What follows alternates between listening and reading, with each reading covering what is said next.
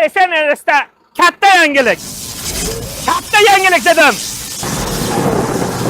SNL'da katta yangilik.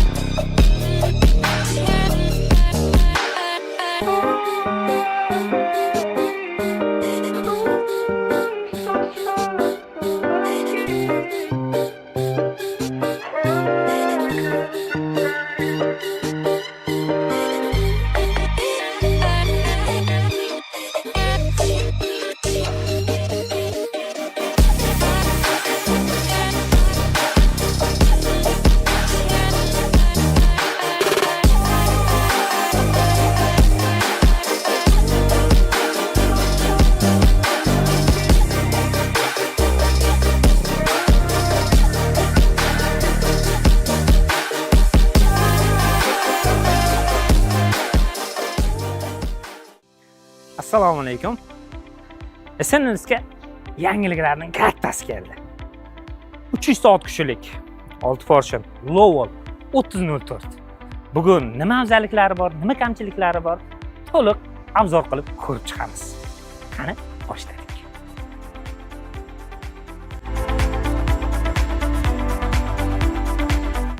Traktorimiz 6 portionli 300 soat kuchli injektorli Vichay, ya'ni Xitoy davlatida ishlab chiqarilgan dvigatel bilan jihozlangan. Bu dvigatelni sovutish uchun alohida bitta katta radiator, gidravlika tizimini sovutish uchun alohida bitta katta radiator, intercooler va kondisioner radiator bilan jihozlangan. Traktorimizning vazni 10 tonna 100 kilogramm. Shu traktorni 300 soat kuchli traktorni tinimsiz ishlatish uchun esa 600 litrlik yoqilg'i bakiga ega. Endi salon qismini ko'rib chiqamiz. Sizga juda qiziqarli narsalari bor.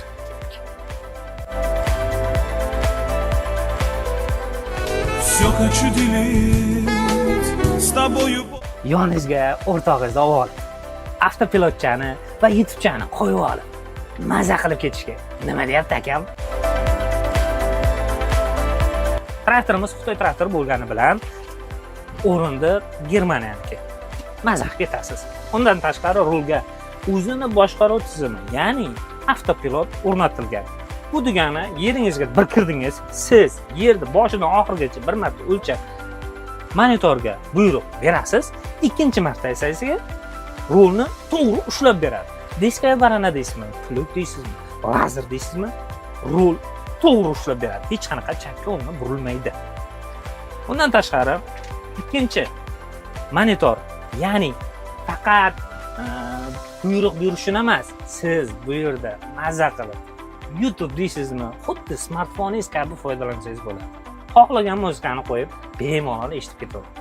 Undan tashqari korobkasiga kelsak, korobkasi 18 ta oldinga, 9 ta orqaga, ya'ni pol avtomat. O'zimiz tilda aytaman, pol avtomat tizimiga ega. Xo'p, traktorimiz baquvvat, ya'ni arqa uskunalarni baquvvat ishlatish uchun esa naqd 5 juft gidra kirish va chiqish, ya'ni papka-mamka deydi traktorchilarimiz tilida, 5 juft. Undan tashqari gidra arqa navislolari elektronli traktorchilarimiz bo'ladi. Masalan, ayrim katta traktorlarda elektronli qilingan. Bu elektronli oddiy rushnoydan farqli tomoni bor. Rushnoylarda siz past ko'rib qo'ysangiz, izingizdan chiqib ketib qolsa, bu davleniyani berib yotadi. Yo'q, bularda elektronli o'zi tushirdimi, davleniyani uzadi. Shuning evaziga faqat klavishiga ega bo'ladi. Bosh funksiyasiga ega bo'lmaydi. Ya'ni bunaqa og'irlikdagi traktor bilan orqadagi og'ir narsa bir-biriga bossa, yaxshilab qolib kelmaydi degan fikrga ketishgan. Eng asosiysi traktorda, eng asosiysi yaqinroq kelib ko'rsating. Eng asosiysi mana bu funksiyasi. Hozir ekoda turibdi. O'rta va eng power, ya'ni eng kuchlisi. Bu degani siz eko bilan agar yeringiz o'ta yumshoq bo'ladigan bo'lsa, buni qo'ysangiz rasxod kamayadi, ya'ni gidetda bir 200 soat kuchini sarflaydi. o'rtaga qo'yasiz. B harfiga unda 250 ot kuchini sarflaydi va eng kuchlisi bu P. Ya'ni power eng kuchli. Bu rejimga o'tkazsangiz, to'g'ri, rasxodingiz oshadi, lekin shunga yarasha ham plug, ham yerga ishlov berishini og'irgacha ishlashiga yordam beradi. Ekonom rejim. Davom etamiz.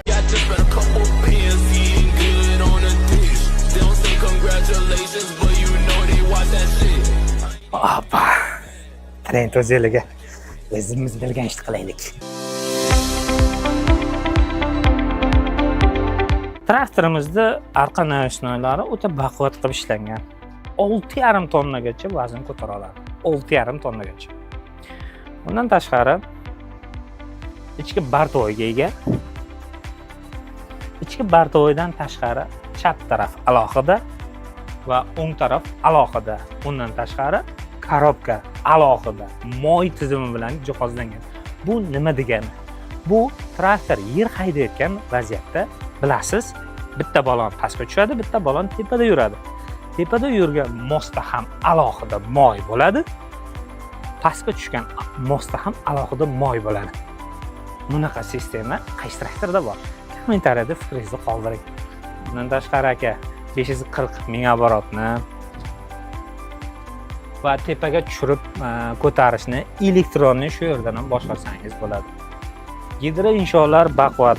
Gidro suyuqlikni minutiga 200 litrgacha chiqarib bera oladi. Bu degani o'zimiz hisobda 6 korpusli aylanma plug 7-6 metrgacha diska baranalarni o'ynab kulib ishlatsangiz bo'ladi. Faqat bunga yer bering.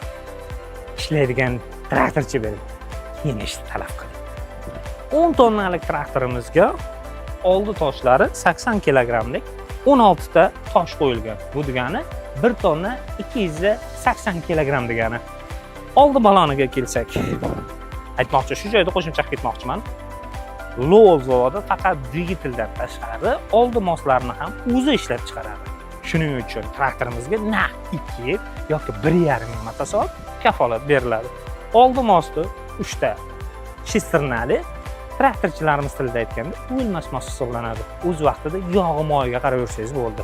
Oldi balon 600 ga 70 30 razmerli diska bilan jihozlangan. Arqa balonga o'tsak. Arqa balonimiz esa 710 ga 70 R40 ga, ya'ni 40 razmerli diska bilan jihozlangan. Mening bo'yim 1.75. Balonni kattaligini qarang. Traktorimizda esa eng kabinasining balandligicha 340, eni 280, uzunligi esa 5-9 metr.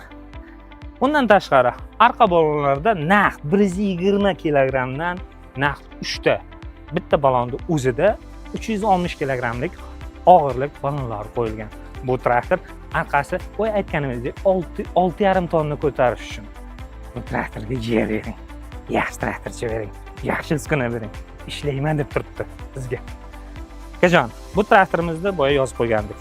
Traktorimizning narxi 1,790 million so'm. SNNS'da barcha filiallarida bir xil skidkalarimiz bor. Lizing asosida, nasiya savdo asosida xarid qilsangiz bo'ladi. Videomizni ko'rib tagiga like, fikringizni qoldiring. Nega deysizmi? Chunki obunachilarimiz uchun alohida skidkalarimiz bor. Shu vaqtgacha videolarimizda aytamiz. Sizda pul bormi? Aka, keling, 100 gaplashamiz. Kelishtirib chiroyli narx qilib beramiz. Lowell 3004 va G'olibjon Mardonov. Shu videomiz tagiga like bosing, obuna bo'ling. O'z fikrlaringizni qoldirish esingizdan chiqmasin.